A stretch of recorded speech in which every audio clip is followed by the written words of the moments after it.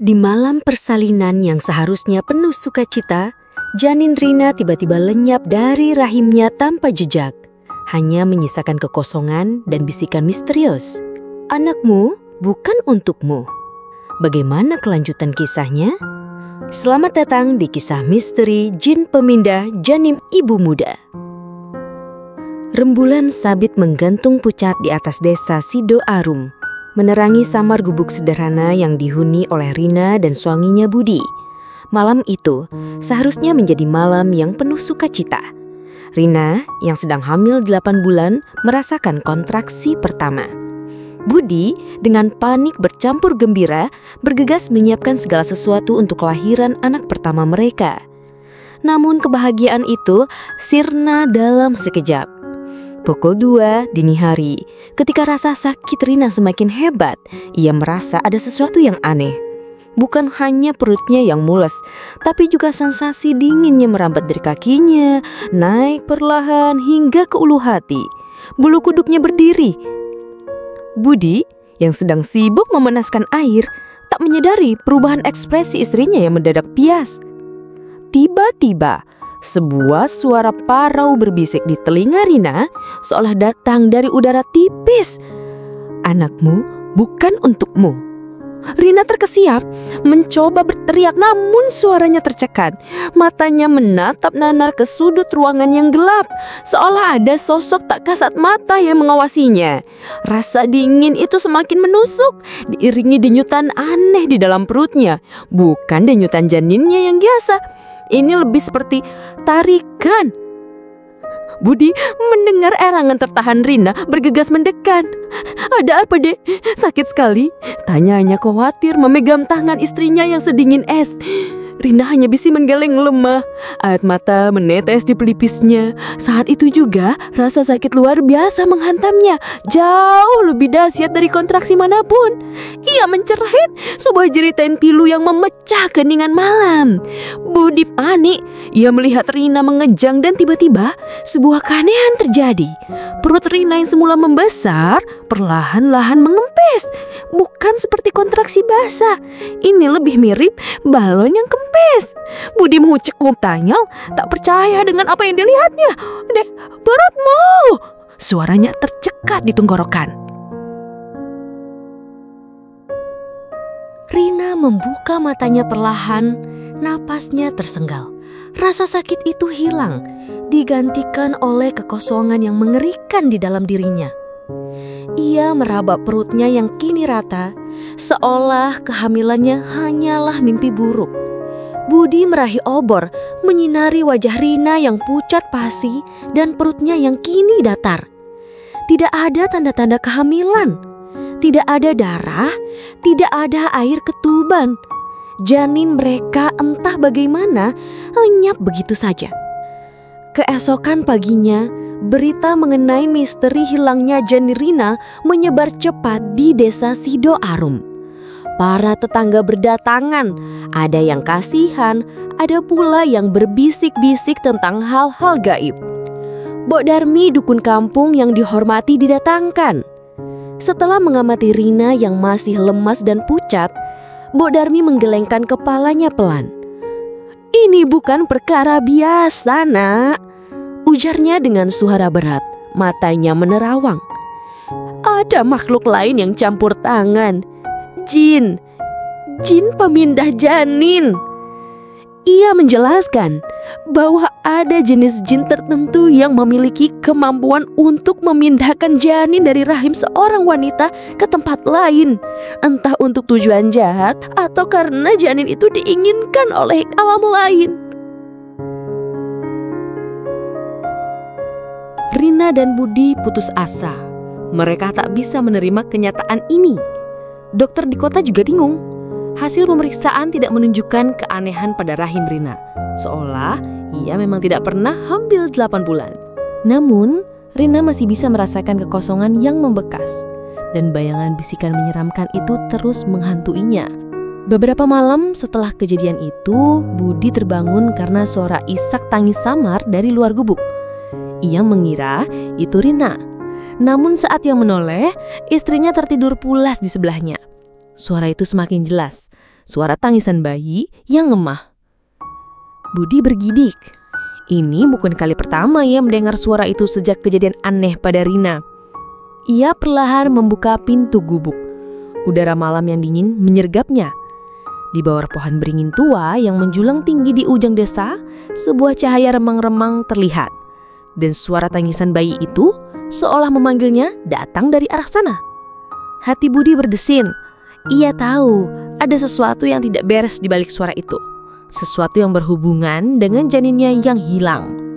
Rasa penasaran bercampur ketakutan menariknya perlahan menuju cahaya dan suara misterius itu.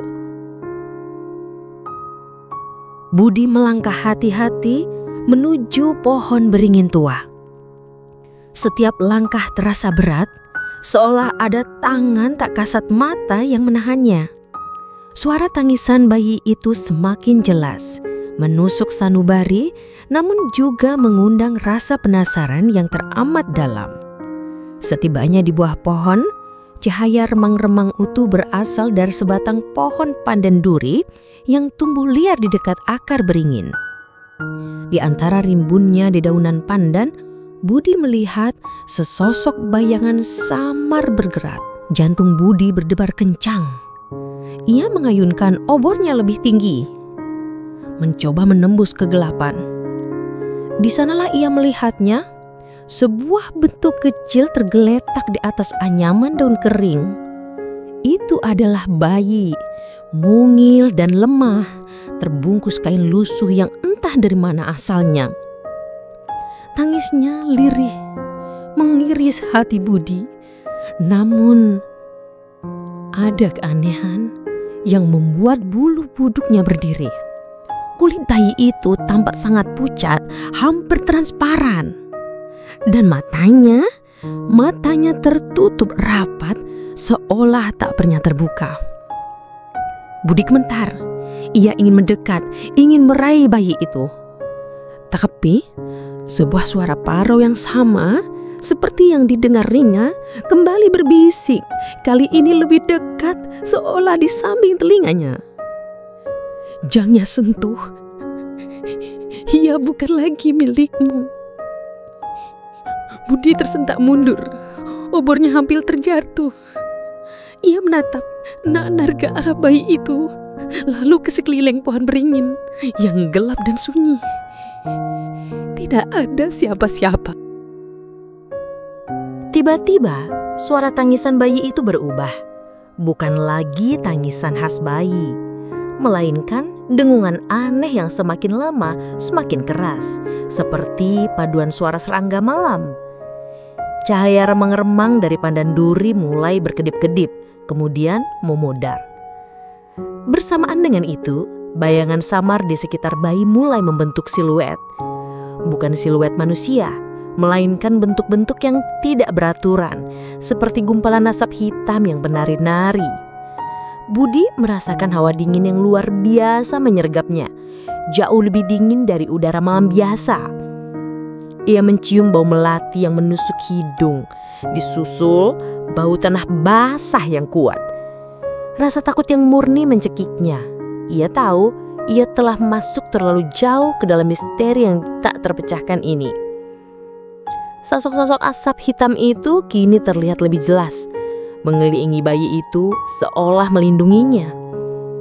Mata Budi terpaku pada salah satu sosok yang tampak lebih besar dari yang lain. Sosok itu perlahan-lahan mengangkat tangannya yang gelap, menunjuk ke arah Budi.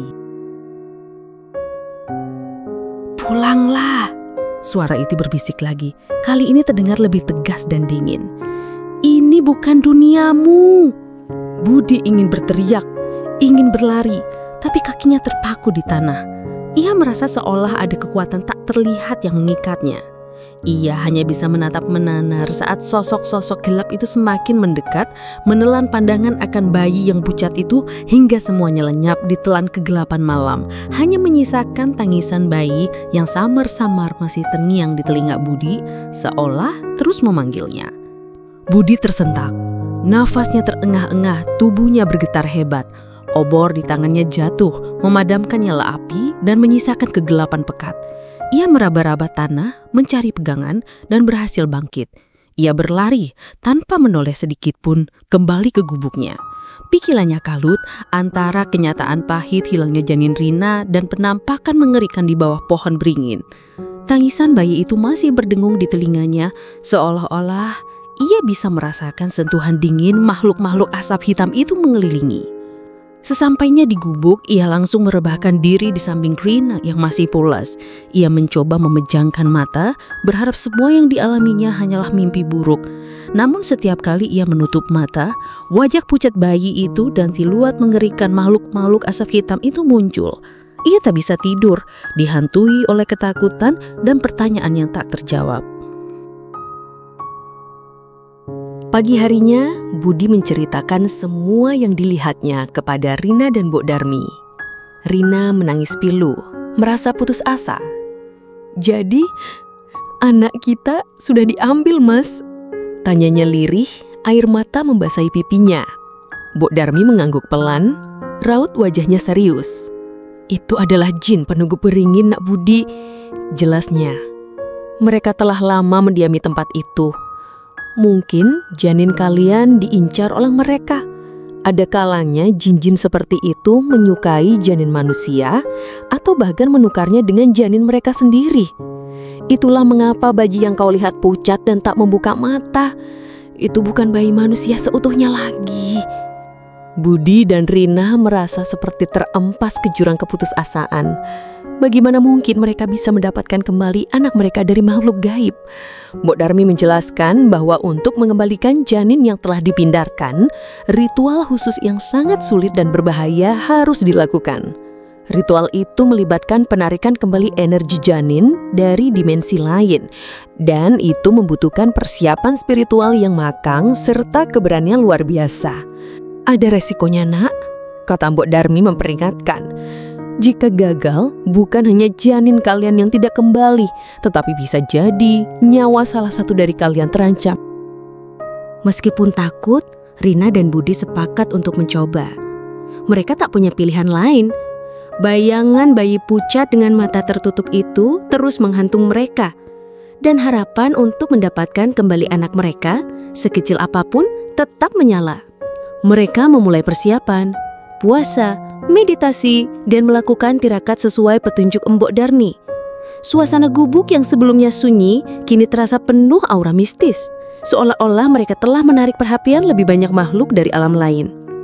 Pada malam yang telah ditentukan, di bawah rembulan purnama yang bersinar terang, Mbok Darmi memimpin ritual di tepi sungai yang mengalir tak jauh dari pohon beringin. Rina dan Budi duduk bersila di atas tikar pandan. Mata terpejam, tubuh bergetar kedinginan dan ketakutan. Mbok Darmi mulai melantunkan mantra-mantra kuno. Asap kemenyan mengepul memenuhi udara, dan sesaji diletakkan di hadapan mereka. Tiba-tiba, angin berhembus kencang, memadamkan lilin-lilin yang mengelilingi mereka. Suara-suara aneh mulai terdengar dari semak-semak. Bisikan-bisikan tak jelas yang terasa mengelilingi mereka. Rina merasakan hawa dingin menusuk hingga ke tulang, dan denyutan aneh di perutnya yang kosong kembali terasa. Kali ini bukan tarikan, melainkan desakan, seolah-olah ada sesuatu yang ingin masuk kembali. Desakan di perut Rina semakin kuat, diiringi rasa mual yang luar biasa. Ia merasakan seperti ada sesuatu yang dipaksa masuk ke dalam tubuhnya, sebuah sensasi yang jauh lebih mengerikan daripada saat jandinya menghilang. Keringat dingin membasahi tubuhnya. Budi menggenggam erat tangan Rina. Ia bisa merasakan istrinya bergetar hebat. Di tengah kegelapan, mata batinnya menangkap sekilas bayangan. Bukan lagi asap hitam, melainkan bentuk-bentuk aneh yang meliuk-liuk di udara, seolah sedang berebut sesuatu. Mbok Darmi terus melantunkan mantranya. Suaranya kini terdengar seperti desisan ular, semakin cepat dan intens. Tangan keriputnya bergerak lincah, menaburkan ramuan-ramuan ke dalam api sesaji yang kini mulai menyala kembali dengan cahaya kebiruan aneh. Bau melati dan tanah basah semakin pekat, bercampur dengan aroma hangus yang membuat tenggorokan Budi tercekat. Tiba-tiba, dari arah pohon beringin terdengar lolongan panjang yang memilukan, seperti jeritan kesakitan. Lolongan itu diikuti oleh suara gemerisik daun-daunnya bergesekan dengan brutal, seolah ada sesuatu yang besar sedang berjuang di sana. Rina menjerit tertahan, tubuhnya kejang dan ia merasakan gelombang panas yang membakar dari dalam perutnya. Panas itu menjalar, seolah mengusir sesuatu yang dingin dan asing. Lalu semua suara itu berhenti, hening. Hanya tersisa deru nafas Rina dan Budi yang tersengal, serta gumaman pelan Mbok Darmi yang kini mengakhiri mantranya. Api sesaji meredup, kembali menjadi bara merah. Keheningan itu mencekam, lebih menakutkan dari lolongan sebelumnya. Perlahan, Rina membuka matanya. Rasa sakit dan desakan di perutnya telah menghilang. Yang ada hanyalah kelelahan luar biasa dan sensasi familiar yang pernah ia rasakan. Denyutan lembut di dalam rahimnya. Denyutan yang sangat ia rindukan. Air mata mengalir di pipinya. Kali ini bukan air mata kesedihan, melainkan kelegaan dan harapan. "Rina," Budi berbisik, gak berani percaya. Ia meraba perut istrinya dan merasakan tonjolan kecil yang mulai terbentuk. Perlahan-lahan membesar, bukan seketika kembali ke ukuran 8 bulan, tapi sebuah awal yang nyata. Mbok Darmi tersenyum tipis, kelelahan terpancar jelas di wajahnya. "Iya, kembali," ujar Mbok Darmi, suaranya serak. "Janin itu berhasil ditarik kembali." Tapi ia menghela napas. Pandangannya beralih ke arah pohon beringin yang kini gelap dan sunyi, seolah tak ada apa-apa di sana. "Meskipun berhasil, ingatan tentang apa yang terjadi pada janin kalian selama berada di alam lain akan tetap ada. Dan makhluk itu, ia tidak akan melupakan kekalahannya." Rina dan Budi saling berpandangan. Mereka merasa lega yang tak terkira, namun juga terselip ketakutan baru. Mereka tahu, malam itu adalah awal dari babak baru dalam hidup mereka. Janin mereka kembali, tapi misteri jin pemindah janin ini mungkin belum sepenuhnya berakhir. Mereka telah menarik kembali apa yang diambil, tetapi apa yang akan terjadi selanjutnya? Desa Sidoarum yang dulunya tenang, kini menyimpan sebuah rahasia kelam yang mungkin akan terus membayangi mereka menanti saat yang tepat untuk menagih kembali. Beberapa bulan berlalu, Desa Sidoarum kembali diselimbuti ketenangan, setidaknya di permukaan. Rida melahirkan seorang bayi laki-laki yang sehat dengan mata bening dan tangisan nyaring yang memenuhi gubuk mereka. Bayi itu diberi nama Adi, yang berarti kebaikan dan keindahan. Mereka berdua berusaha keras untuk menjalani hidup normal, membesarkan Adi dengan penuh cinta, seolah-olah pengalaman mengerikan itu tak pernah terjadi.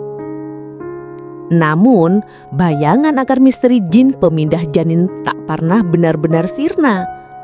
Terkadang di tengah malam yang hening, Budi dan Rina akan terbangun oleh suara tangisan bayi yang samar dari kejauhan, atau merasakan hembusan angin dingin yang aneh meskipun jendela tertutup rapat. Mereka tahu itu bukanlah imajinasi mereka. Makhluk-makhluk dari alam lain itu masih ada, mungkin mengawasi dari kejauhan, tak pernah melobakkan kekelan mereka. Mbok Darmi sesekali datang berkunjung, membawa ramuan pengusir roh jahat untuk disiramkan di sekeliling gubuk. Ia selalu mengingatkan mereka untuk tetap waspada, karena batas antara dunia manusia dan dunia gaib terkadang sangat tipis, terutama setelah sebuah transaksi besar terjadi. Mereka mengerti kemenangan mereka saat itu hanyalah jeda. Pertarungan abadi antara yang terlihat dan tak terlihat akan selalu ada. Dan mereka sebagai orang tua Adi kini harus selalu siap sedia melindungi putra mereka dari segala ancaman yang mungkin datang dari balik tabir kegelapan. Kini, setiap kali Rina menatap wajah polos Adi, ia tidak hanya melihat masa depan yang cerah, tetapi juga sebuah masa lalu kelam yang menjadi bagian tak terpisahkan dari kelahiran putranya. Kisah jin pemindah janin menjadi rahasia keluarga yang terukir dalam setiap danyut nadi Adi.